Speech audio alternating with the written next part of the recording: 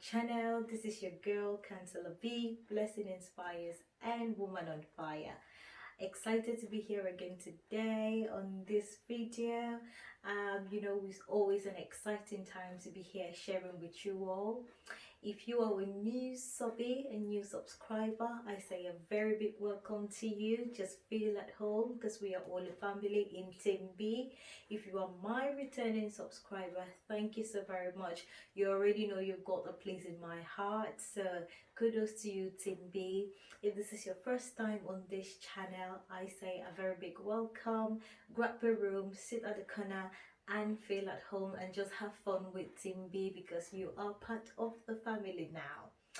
So today we've got another interesting topic which we are going to be looking at, and this is very vital, so I don't want any of you to miss out.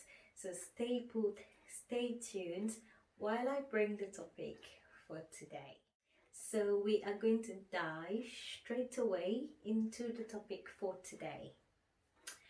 So today I'm going to be sharing with you all something really pertinent, really important, really key. So if you can pay very keen attention, and pick out some of the key things I'll talk about today, it will really be beneficial. So we are going to be looking at the pay scale for healthcare assistants in the UK. Okay, in my last videos I've talked about the new program launched by the UK government to bring healthcare assistants from overseas, from abroad, to work in the UK. Now, I've said this is an amazing program. This is a fantastic program. A lot of you have always wanted to be in the UK. Some of you have, had that vision that you would be in the UK, you live in the UK, you work in the UK. Now, this is an opportunity for you, no doubt. But today I'm just going to be putting it as straight as it is, and I'm going to be introducing you to reality. That it will be very unfair to say, oh my god, this is amazing, this is exciting, without letting you know some of the realities you are going to meet when you eventually get to the UK. So we are going to be looking at that pay scale for healthcare assistants, and I'll give you a breakdown of some of the bills, and things you're going to encounter. This will help you plan, this will help you budget, this will help you put one-on-one together, and you can make, an informed decision. I think it's all about making an informed decision, because some people don't have this information. Some people, think, oh my god, I'm coming to the UK, oh yes, and people just come thinking, oh, the next day I'm just going to be harvesting some money from the tree. Hello. No, and that is not the case. So I think some of these things are quite important for us to share, so you know exactly what you will be getting into. Okay, so let us look at the pay scale for healthcare assistants. Now, for this new program launch, there is that criteria. So if you must follow this route, to come over to the UK as a healthcare assistant, you must be on a pay scale of at least £20,480 per year. £20,480 per year. Now, if you do the math, you would realize that on a monthly basis you will be on an average salary of about £1,700 per month. £1,700 per month. No, I know some people say, hey, hoo, exciting, amazing. Yes, exciting, amazing, but wait until I introduce you to reality. Okay, so that's basically an average salary you would expect to get, but this is not your take-home salary when the bills begins to set in. First of all, we do have things like the tax, which everybody's expected to pay, and this will most likely be about 20% of your monthly income. We do have the pension, okay, and again, this will depend on what your earnings per month or your annual salary as well. And there's a national insurance which everybody is expected to pay, and this will range, somewhere around 12%, of your monthly income. Again, this depends on how much you earn. So if you earn about, say, £794, so about 4,800 or so, you will be contributing about 12% of your monthly income for national insurance. Okay, so we're going to do the math. I'll show you a breakdown and you see how much each of that would most likely cost. But that's not all. If you start getting into, some of the other bills you have to pay, for example, you've got your house rent, you've got your personal needs, you've got council tax to pay for the house, you've got water bill to pay, you've got the electricity bill, you've got the gas bill, you've got your Wi-Fi bill to pay. Maybe you've got a contract phone and you're paying that on a monthly basis. Your movement around, say you were using buses as your means of transport, you need to think about that. Or for example, if you're driving, that's another ball game on its own, because you'll be paying for fuel, you will be paying your tax as well. You need to get that car insured, you need to do the MOT, you need to do you need to service the car sometimes, you need to wash that car, a whole lot of things, oh my god, a whole lot of things. So I know many people are going to be like, oh my god, yes, oh my god. Okay, so let's look at that and let's do the math and let's see what your take home maybe would be after you've settled all of these bills. So we are taking the average salary, which is £20,480.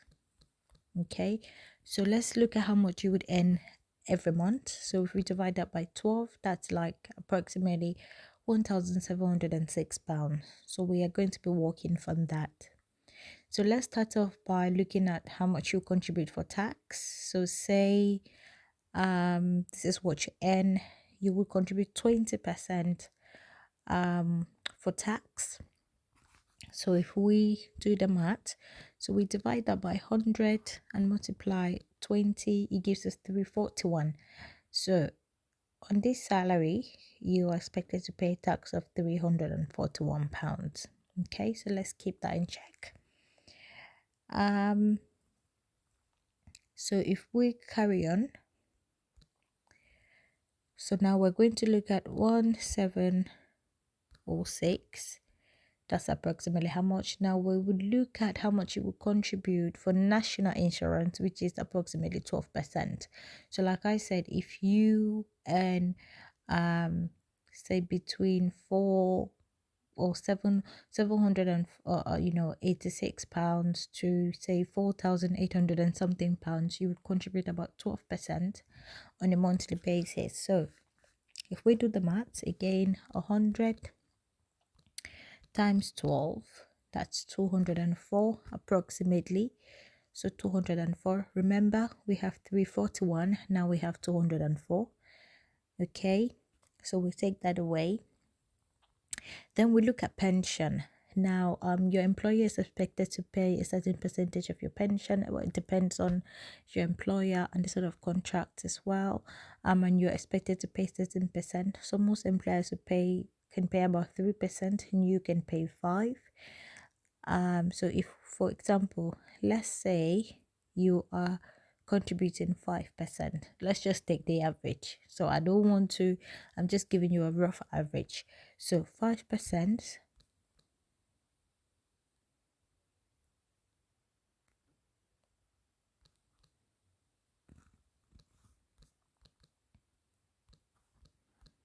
okay, so 85.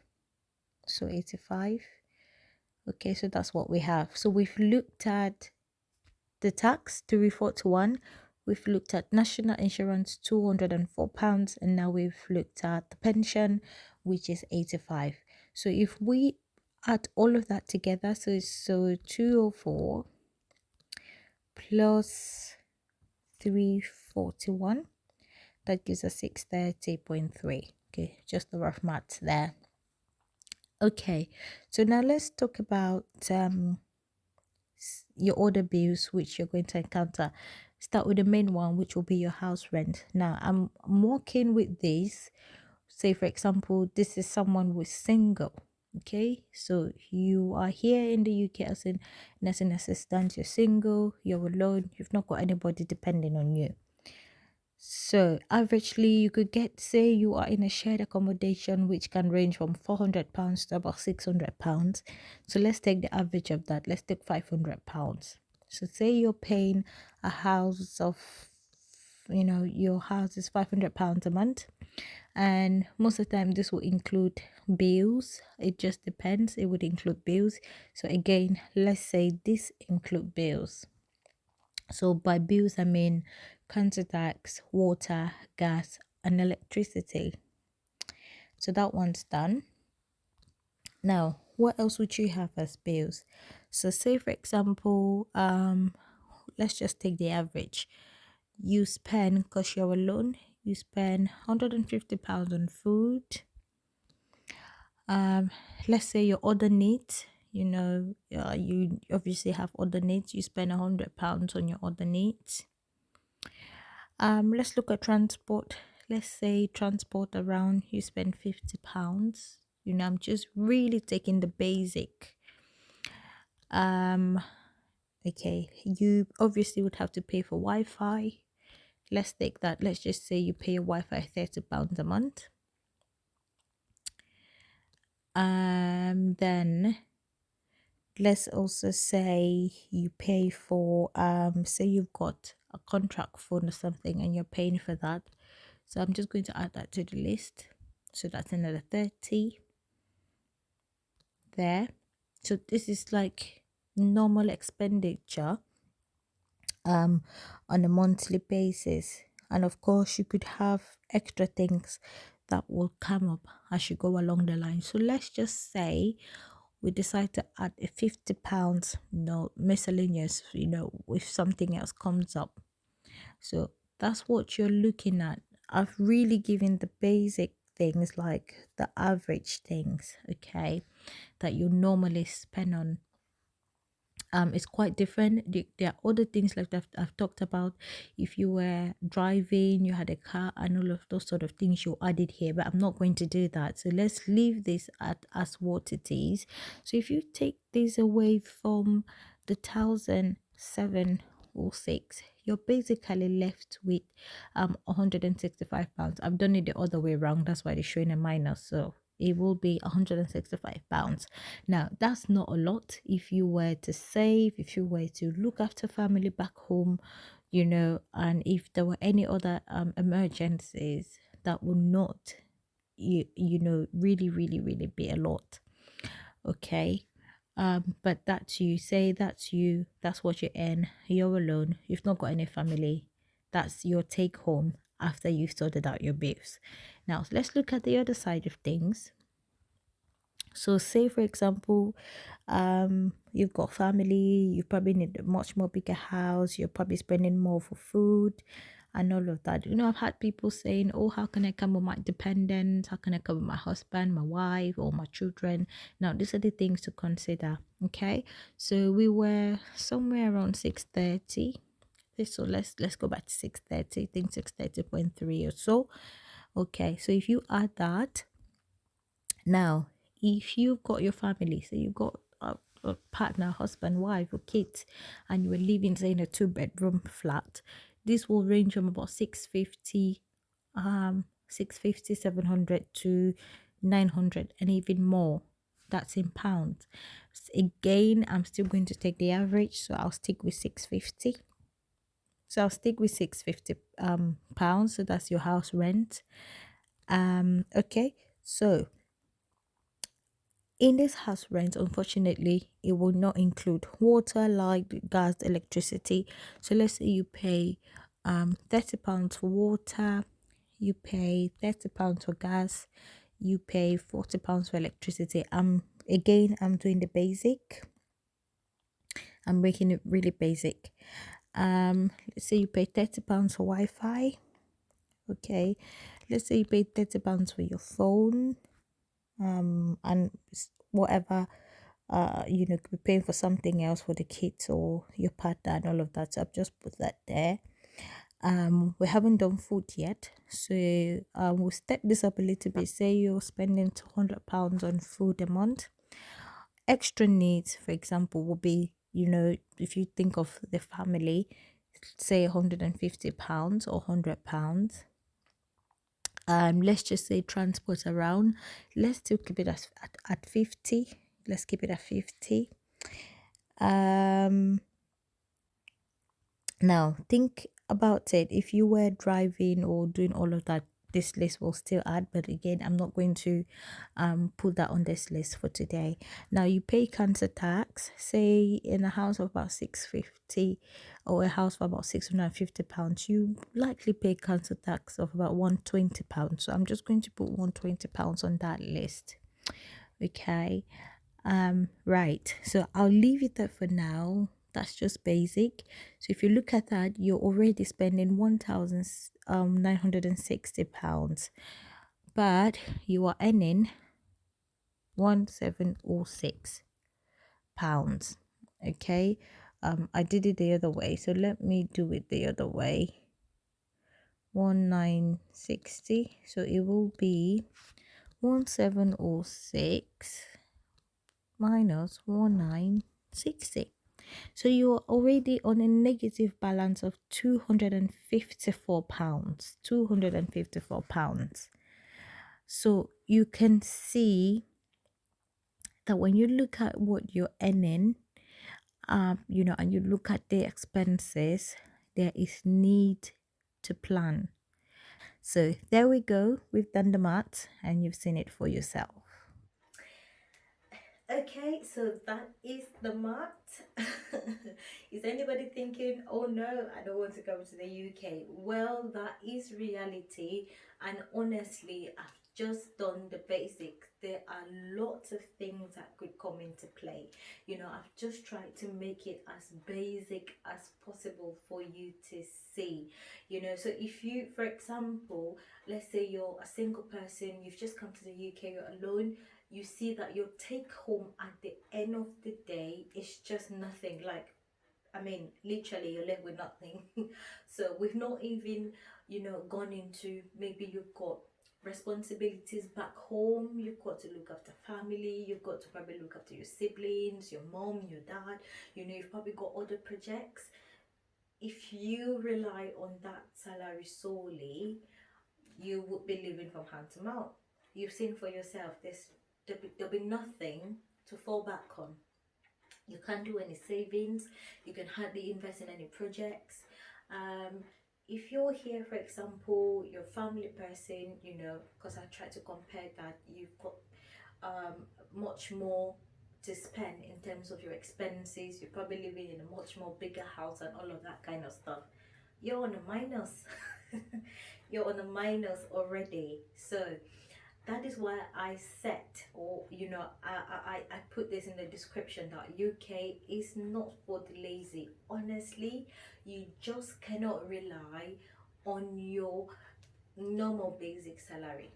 It's not going to do anything at all. So whilst you're thinking of jumping on this program, you need to brave yourself up, and that's the truth. I mean, if anybody tells you otherwise, I'm sorry, they're lying.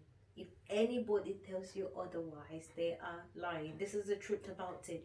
You need to brave up yourself, because you would need to put in some extra work. You will need to put in some extra hours to be able to meet up. Unless you're happy and comfortable just living from hand to mouth, nothing to save, nothing to invest, you're not bothered about looking after anybody, then that's up to you and that's fine. But if you're thinking of doing all this extra bits, then you need to put up your socks. Definitely you need to put up your socks. So I do hope this is very informative. I do hope, you know, this will enlighten us, those of us watching this video out there, such that you can make an informed decision. This gives you a chance to plan. This gives you an opportunity to know what you're going to be getting onto when you eventually come here. Of course, there are different things you could do, you know, as part-time jobs and all of that, but you must remember you are coming here on a contract basis. You definitely have a restriction on your visa. You are equally going to be restricted to a number of hours you could work extra. So these are just facts about you know, this new program, which I think it's important for you to know whilst you consider coming to the UK as a healthcare assistant. Thank you very much for watching. If you've got any comments, just drop them in the comment section. If you didn't watch the previous videos, I encourage you to do so, because you will pick up a lot more of other key information that will be able to help you. If you like this video, give it a thumbs up, share to enlighten others out there, and make sure to turn on your notification bell so you will be the first to be notified when there is another video upload. So from me to you, it's a bye bye for today, and see you on the next video.